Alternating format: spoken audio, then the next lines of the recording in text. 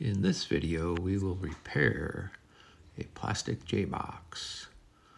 You could use a metal one, but that would take a long time. I just use plastic, like these golf tees, and a soldering iron to amend the screw hole that's been stripped or broken.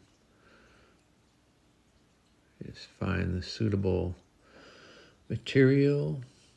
Make sure it melts with the soldering iron.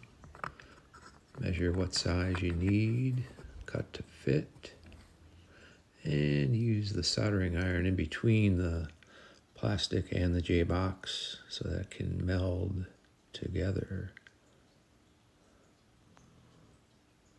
And after you're done,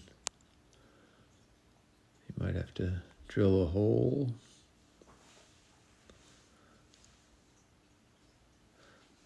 Check the fit.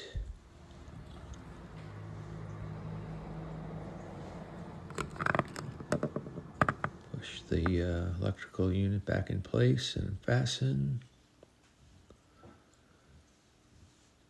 And it looks good as new. You can pull the plug out without pulling the whole receptacle out of the wall. You're done.